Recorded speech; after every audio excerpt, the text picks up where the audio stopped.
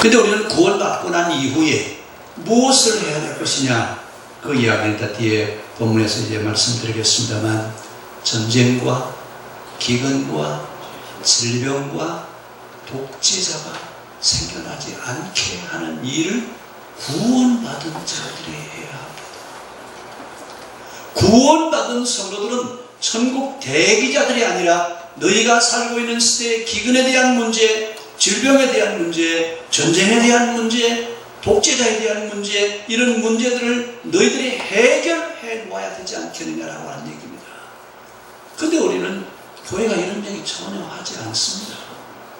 계시록에 있는 말씀을 분명히 우리에게 뭐라고 말씀하시냐면, 흰옷 입은 구원받은 백성이십니까? 그러면 이제 이런 일을 해야 되지 않겠느냐, 그러면서 새 일을 행해야 된다고 우리가 말씀하십니다.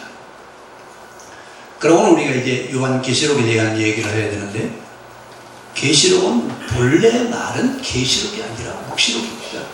요한 묵시록이었는데 요한계시록이라고 언제 번역을 했냐면 70인역으로 히브리어로 되어 있는 성경을 헬라말로 번역을 하면서 그때 성경 이름을 바꿨습니다.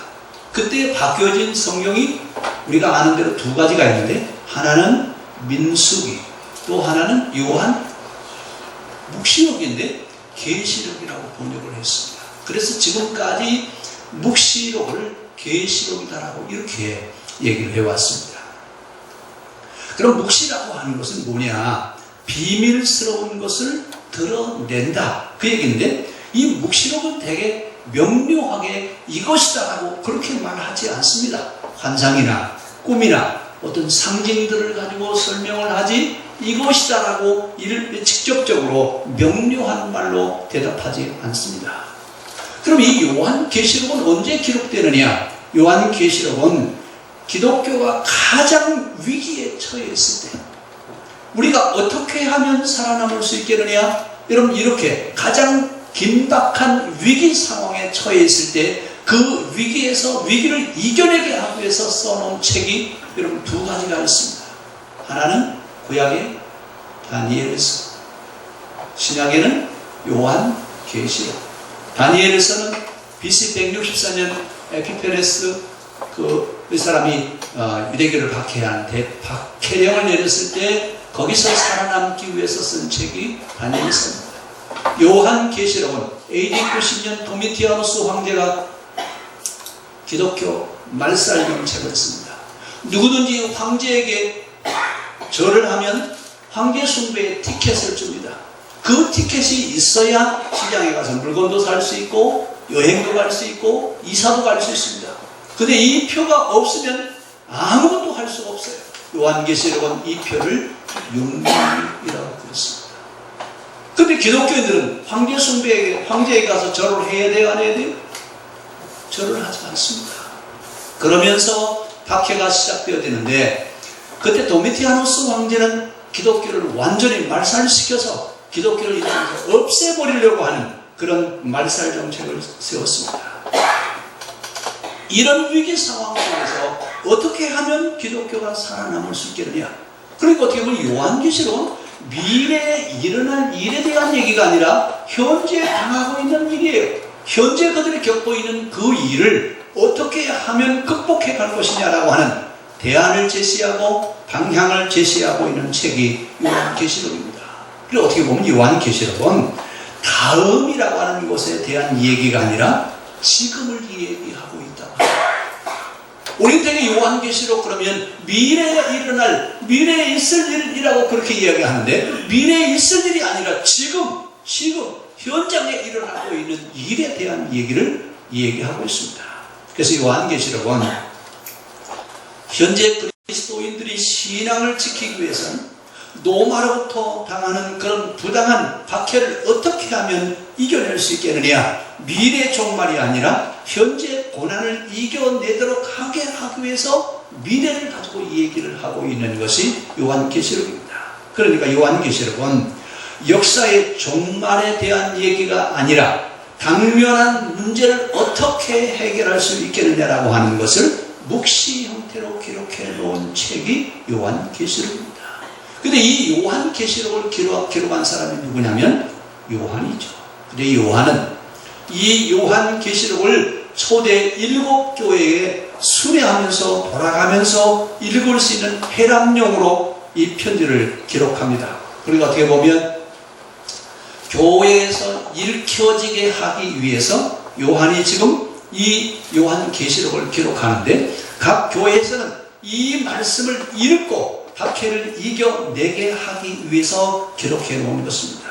그리고 얼마나 박해가 심했으면 온 교회를 해람하면서 그 박해를 이겨내게 하기 위한 것이었느냐, 그 말입니다. 근데 이 요한계시록에 14만 4천 명이라고 하는 숫자가 나옵니다. 이 14만 4천 명을 요즘 신천지인가 부천지인가는 뭐라고 그러냐면 14만 4천 명은 천국에 갈 구원받은 숫자랍니다. 그래? 지금 기독교 인구, 세계 기독교 인구가 몇 명인데 우리나라에 있는 기독교 인구는 몇 명이죠? 14만 4천 명이 안 되나요? 이 14만 4천 명이라고 하는 숫자는 상징적인 숫자지 실제 숫자가 아닙니다. 그럼 이 14만 4천 명은 무엇을 얘기하느냐? 구원받을 숫자가 아니라 인침받은 숫자를 14만 4천 명이라고 얘기하는데, 그동안 우리는 이 14만 4천 명을 들림받아 하나님 나라에 올라갈 사람들에 대한 이야기라고 여러분 그렇게 이야기를 하는데, 사실은 인 맞은 자에 대한 이야기입니다. 인 맞는다라고 하는 말은 얼굴에다가 도장을 찍는다고 얘기해요. 근데 이 도장은 언제 찍어놓냐? 옛날에는 노예에게 눈썹과 눈썹 사이 미간에다가 불도장을 찍어 놓습니다. 얼굴을 바라보면서 그 사람은 신분이 뭐라고요? 노예입니다. 영원한 노예인 것을 표시하기 위해서 불도장을 찍어 놓는데, 성형수술을 받지 않는 한 이 도장은 없어지지 않습니다. 이러면서 불도장을 찍어 놓았어요. 인쳤다라고 하는 얘기입니다.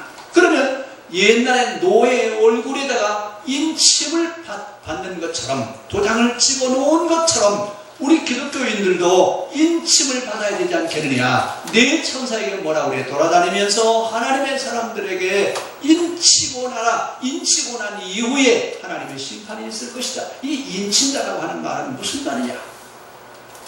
그때는 얼굴에다 도장을 찍는, 노예의 얼굴에다 도장을 찍는 이것을 인친다라고 그러는데, 오늘날은 그러면 뭘 인친다고 하느냐? 오늘날 인침받는 것은 생각과 사상과 믿음이 하나님 앞에 인정받는 신앙입니다. 이를 인침받는다 합니다. 그러니까 우리의 생각과 우리의 사상과 우리의 믿음이 하나님이 인정하실 수 있도록 똑바로 되어 있는 그런 신앙인이어야 인침받는다 그 말입니다. 그리고 우리는 초대교회는 신앙을 지키기 위해서 도장을 찍었다고 한다면, 오늘날 우리는 신앙생활을 하고 있으면서 내 신앙이 하나님이 인정받을 수 있는 그런 신앙인이라고 하는 것을 여러분 생각하면서 인침받는 성도이기를 바랍니다. 이 인침받은 자들이어야 흰 옷을 입을 수 있습니다. 초대교회는 순교한 자들의 숫자가 14만 4천 명. 인침받아서 하나님 앞에 온전한 신앙인이라고 인정을 받은 사람들이 흰 옷을 입었습니다. 그러면 오늘 우리가 한번 생각해 봐야 될 것은, 우리의 생각과 우리의 사상과 우리의 믿음은 하나님이 보시기에 인정하실 수 있는 그런 신앙인가요? 우리 옆 사람한테 한번 물어봅시다. 내 신앙은 하나님이 인정하실 수 있는 신앙일까요? 한번 물어보세요.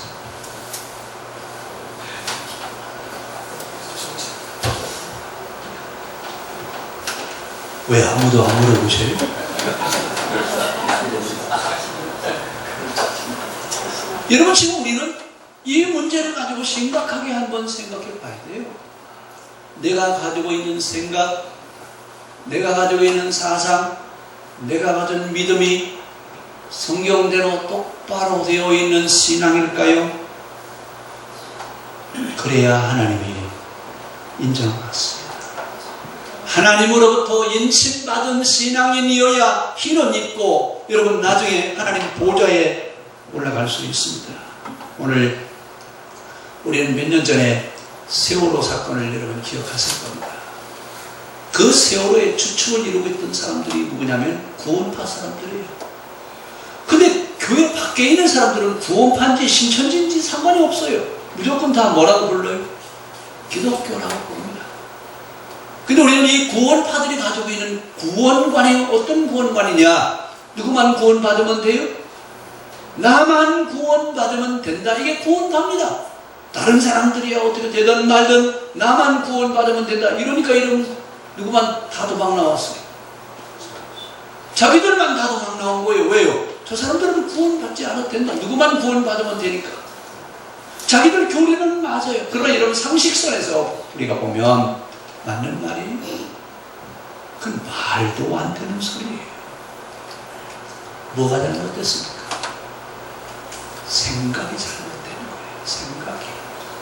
신앙인들이 가지고 있는 생각이 바로 되어야 합니다. 신앙인 생활한다라고 하는 말은 정신이 바로 되어 있다라고 하는 얘기예요. 이것이 신앙인입니다. 그래서 신앙인들을 부를 때 뭐라고 부르냐면 종교인 그렇게 부릅니다. 종교인이라고 하는 말은 생각이 바로 되어 있는 사람이다 그 말이에요. 근데 여러분 요즘 신앙인들을 바라보면서 생각이 바로 된 사람이라고 여러분이 인정하실 만하십니까? 요즘은요 정말 부끄럽습니다만 옛날에는요 어디 가서 목사님 그러면 아 그러시냐고 그러는데 요즘은 목사라고 그러면요 동네 개 쳐다보시 쳐다봐요. 이만큼 기독교가 여러분 멸시를 당하고 있는 그런 시점에 와 있습니다. 왜 이 지경이 되느냐? 뭐가 잘못돼서 그래요? 교회가 없어서 그렇습니까? 아니면 성경책이 없어서 그렇습니까? 뭐가 없어서 그래요? 우리가 생각하는 생각이 잘못됐다고 말해요. 신앙인은 누구냐? 똑바른 정신을 가지고 있는 사람이 신앙인입니다. 오늘 우리의 생각하는 생각과 사상과 믿음이 하나님 앞에 인정받을 수 있기를 바랍니다. 자, 그래서 14만 4천 명에 대한 얘기를 요한계시록은 얘기하고 있는데 사실은 14만 4천 명은 어떻게 나왔느냐? 12지파에 12,000명 곱한 것이 14만 4천 명이에요. 그럼 12지파에 12,000명만 구원받았어요? 사실은 여러분 광야에서 가나안으로 들어간 이스라엘 숫자가 60만 명이에요. 그럼 60만 명인데 14만 4천 명만 구원받을 수 있어요? 이건 분명히 지금 뭐가 모순이 있다고 얘기해요. 14만 4천이라고 하는 말은 실제적인 숫자가 아닙니다. 그리고 12지파에 대한 얘기를 할 때 12지파 중에서도 단지파가 빠졌어요. 그럼 단지파는 구원받을 수 없나요? 그래요? 아니에요. 모두가 다 구원받기를 원하시지 누구는 구원받을 수 없다라고 성경은 이야기하지 않습니다. 오늘 14만 4천 명에 대한 이야기는 묵시적인 표현이지 사실적인 표현이 아니라고 하는 겁니다. 근데 지난번에 기독교 신문에 보니까 요즘 신천지 사람들이 왜 구원받지 못하냐 그랬더니 집회에 빠지는 사람들이 너무나 많아서 14만 4천 명이 안 된대요. 또 어떤 때는 14만 4천 명이 넘어서 또 서울 어디 올림픽 때문에 오니까요. 그 체육관에서 뭐 시험도 봤어요. 시험 봐가지고 합격해야 뭐 14만 4천 명이 든다나요? 그래서 또 시험도 보고 그랬어요. 별짓 다예요. 그래도 거기 있는 사람들은 그게 뭔지도 전혀 이해를 못하는 거예요. 또 연필 들고 와요. 운동장에서 엎드려가지고 쓰는 걸 찾아보니까 불쌍하도 하도 너무 불쌍한 거예요. 여러분 14만 4천 명은 실제 숫자가 아니라고 하는 것 여러분 기억하시길 바랍니다.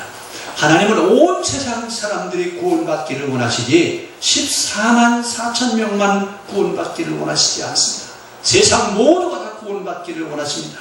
만약에 우리만 구원받는다, 우리만 구원받는다라고 생각하거든요. 그렇게 말하거든 이단입니다. 성경은 분명히 온 세상이 구원받기를 원하시지 우리만 구원받기를 원하시지 않습니다. 어떻게 여러분 자기만 구원받습니까? 어떤 사람은 또 뭐라 하면 자기 교회에 와야 구원받는데 자기 교회 목사님은 특별히 축복권이 있어가지고 자기 교회 오면 뭐 아니, 세상에 이렇게 얘기하는 사람도 있지만 그 얘기를 또 들고 다니면서 입을 벌리는 사람이 하기야 똑같은 사람들이니까 그런 얘기하고 있죠.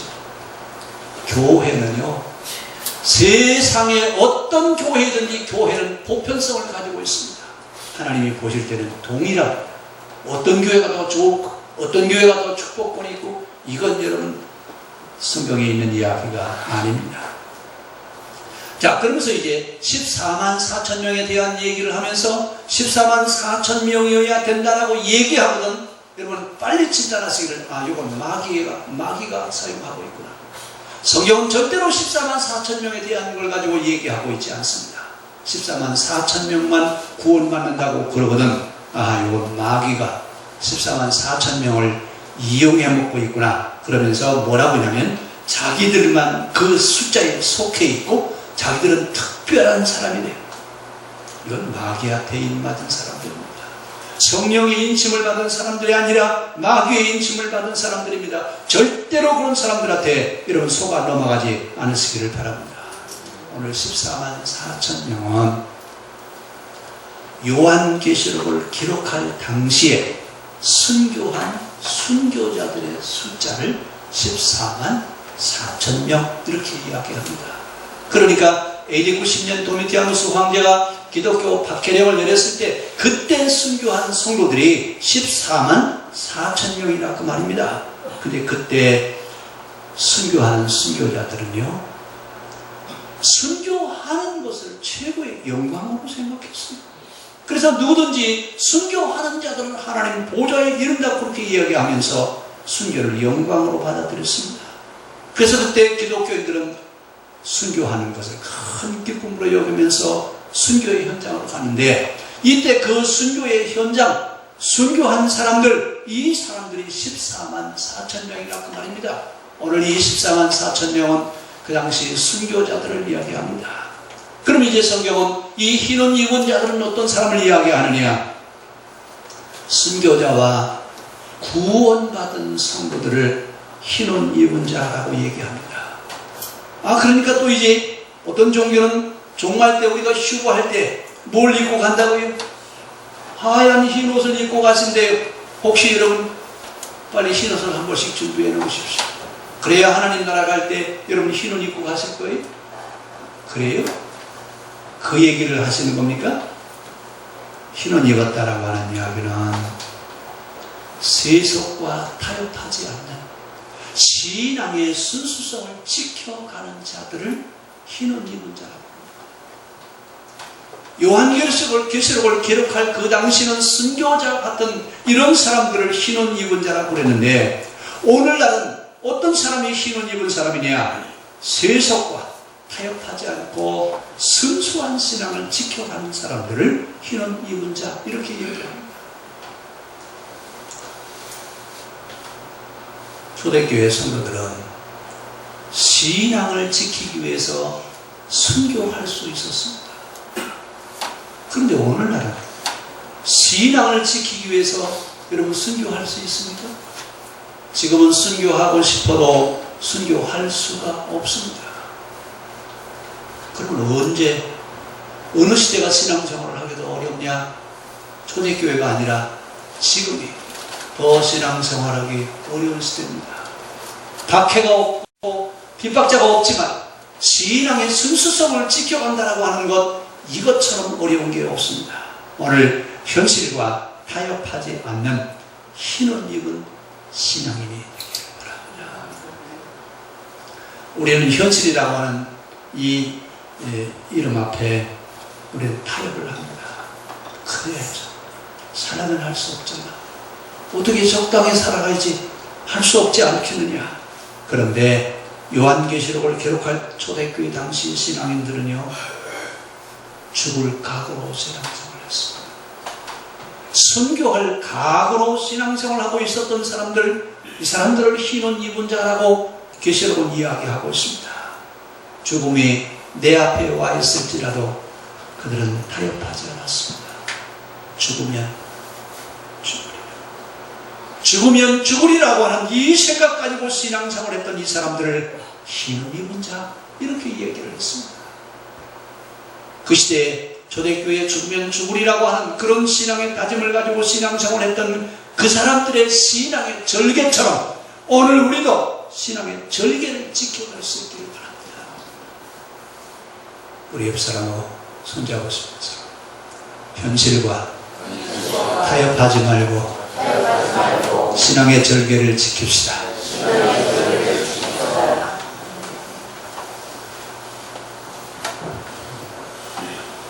요즘 우리는 신앙생활하기에 아주 좋은 때에 살고 있습니다.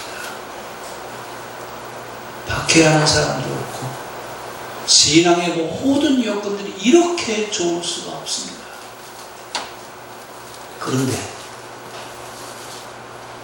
14만 4천 명이라고 하는 순교자가 이 땅에 나올 수 있을까요?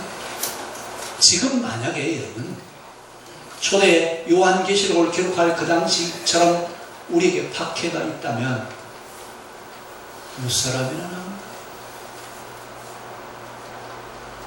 여러분 순교할 자신이 있습니까?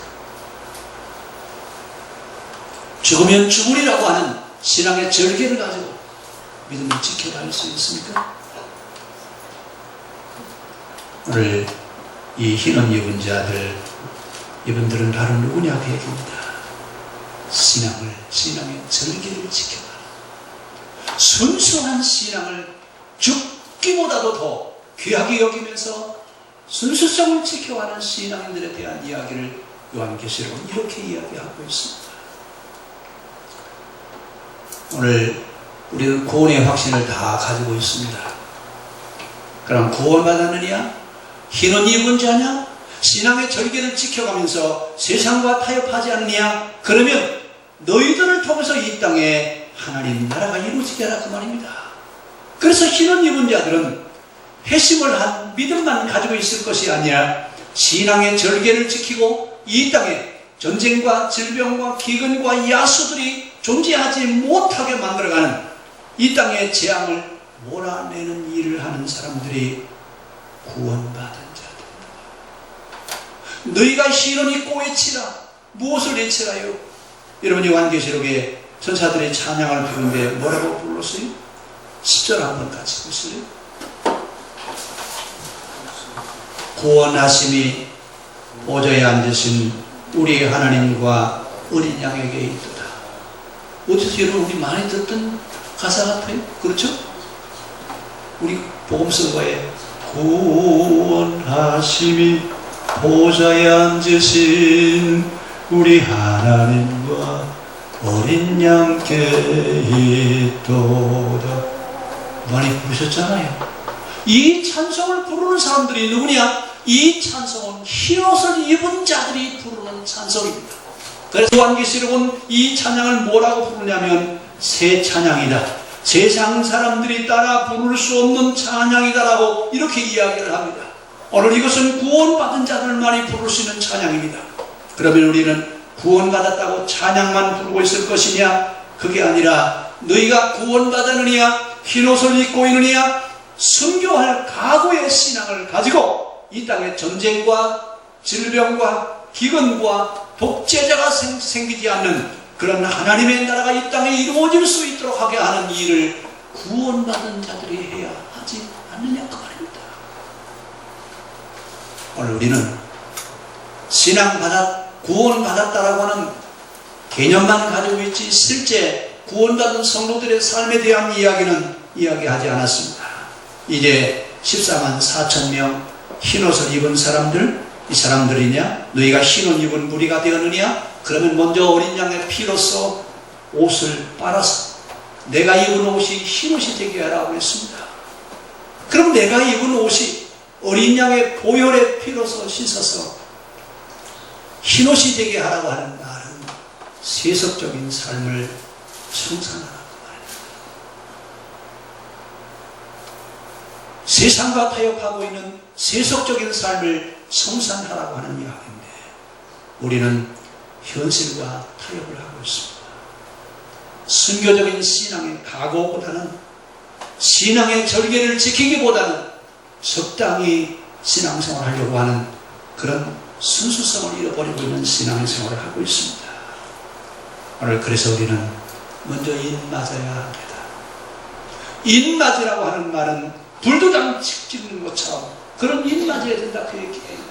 인 맞는다고 하는 말은 앞에서 뭐라고 설명했어요? 우리의 생각과 우리의 사상과 우리의 믿음이 하나님이 인정하실 수 있는 자이어야 된다라고 말씀드렸습니다. 오늘 우리의 생각이 성경적인 생각으로 똑바로 바뀌어지길 바랍니다. 사상과 생각과 믿음이 달라져야 됩니다. 사는 방식이 달라져야 됩니다. 그리고 나서 흰옷 입은 자들의 찬양을 부르는 겁니다. 구원하심이 보좌에 앉으신 우리 하나님과 어린 양께 있다. 이 찬송을 부를 수 있는 성도들이 될 수 있기를 바랍니다. 그래서 늘 우리는 이 찬송 부르는 겁니다. 누가 부르는 찬양이라고요? 인 맞고 흰옷 입 구원받은 성도들이 부르는 찬양이라고 말입니다.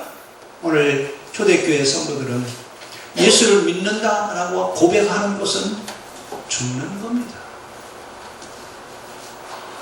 로마가 그렇게 기독교를 박해했음에도 불구하고 기독교는 성도들이 줄어든 게 아니라 오히려 더 늘었어요. 나중에는 기독교의 로마 정부가 항복을 하면서 밀라노 칙령을 내려서 기독교를 국교로 받아들였습니다. 어떻게 여러분 박해하는 로마 제국이 기독교에게 두 손을 들고 항복했느냐? 뭘 어떻게 신앙생활을 했기 때문에요? 죽으면 죽으리라. 죽으면 죽으리라. 이런 생각으로 신앙생활을 했습니다. 그래서 초대교회 성도들은 세례를 받는다라고 하는 이야기는 이제 죽음을 각오하면서 나는 더 이상 죄를 짓지 않겠다고 선언하는 것이 세례입니다. 근데 오늘날 세례는요, 교회에서 행하는 하나의 의식이 되어버렸습니다. 초대교회는 세례를 받는다라고 하는 얘기는 목숨을 내어놓고 이제는 내가 다시는 죄와 상관없이 세상과 타협하지 않고 살겠다고 자기 입으로 시인하는 것이 세례 예식입니다. 그런데 오늘 우리는 세례를 받았음에도 불구하고 더 이상 죄를 짓지 않겠다고 선언하기는커녕 세상과 타협하면서 적당하게 믿음의 길을 가라 그러는데 그게 아니라 이제는 흰옷 입은 자들처럼 흰옷 입은 자들의 찬양이 우리의 찬양이 되어지기를 바랍니다. 우리의 입에서는 아멘, 찬양과 영광과 지혜와 감사와 권능과 힘이 영원토록 우리의 하나님과 함께 하기를 원합니다. 이런 찬송과 응답이 구원받은 성도들의 찬양이 될 수 있기를 바랍니다. 그래서 이제 우리는 흰옷 입은 자들, 구원받은 자들의 삶을 살아가야 됩니다. 이제 우리가 무엇을 해야 되겠냐? 흰옷 입고 외치는 일을 하는 겁니다. 뭐라고요? 하나님, 우리가 살고 있는 세상의 모든 사람들이 구원받기를 바랍니다. 전쟁에 물러가게 하시고, 기근이 없게 하시고, 질병이 없게 하시고, 독재자가 나타나지 않아서 세상의 모든 것들이 다 구원받을 수 있도록 하나님 은혜를 베풀어 주시옵소서. 이 기도가 우리의 기도가 되어야 될 줄로 믿습니다. 이러면서 현실의 삶 속에서 신앙의 지조를 지키는 것, 타협하지 않는 것. 오늘 흰옷 입은 자들, 하나님 나라에서 하나님을 섬기는 자들입니다. 이 땅에서는 구원받고 믿음의 절개를 지켜갈 줄 아는 사람들입니다. 오늘 순교자와 같은 삶을 살아가는 사람들, 어린 양의 피로서 우리의 옷을 빨아서 흰옷으로 만들어 입는 그런 성도의 삶이 우리의 삶이 되어야 될 줄로 믿습니다. 그러기 위해서는 세속적인 삶을 청산해야 됩니다. 이렇게 어린 양의 피로써 옷을 빨아입고 흰 옷을 입은 사람들은 영원히 목마르지 않는 생명수로 우리에게 공개해 주실 줄로 믿습니다. 오늘 흰 옷 입은 자인가요? 요한계시록은 우리에게 묻습니다. 신앙의 지조를 지켜가고 있냐고 묻습니다. 타협하지 않는 신앙을 가지고 있느냐고 우리에게 묻습니다. 흰 옷 입은 성도로서의 삶이 우리의 신앙의 길을 바랍니다. 기도하겠습니다.